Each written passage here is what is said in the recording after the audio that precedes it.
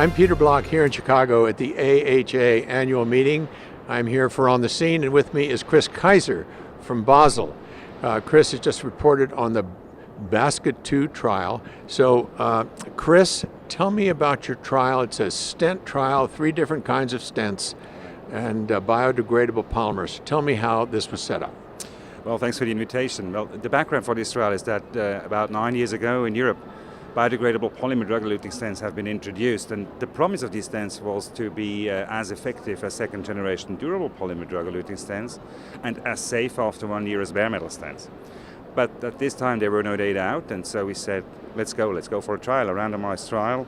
We did a trial in 8 centers in Europe, 5 in Switzerland, 1 in Denmark, 1 in Austria, and 1 in Germany.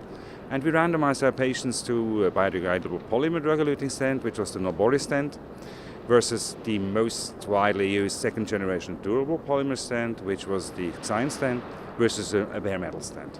And it's important to point out that the bare metal stent was part of this, because now I'm going to ask you about the results. What are the results?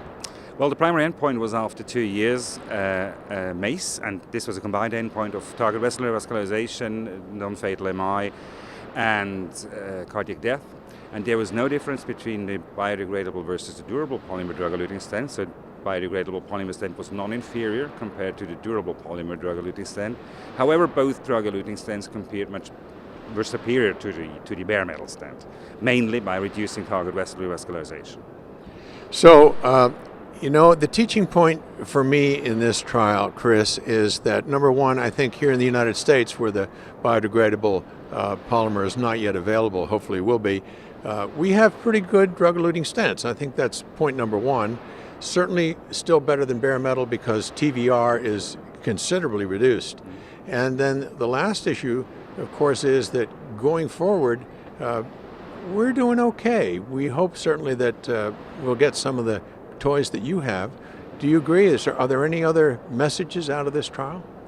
I think, first of all, both drug-eluting stents were similar in efficacy.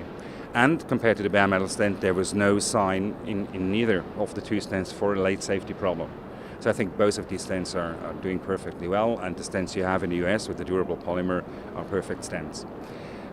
Regarding the future, as you know, we have the fully absorbable stents, but I think with these stents we're still at the beginning of a learning curve, how to implant these stents and how to select our patients properly for these stents. This is too early to say.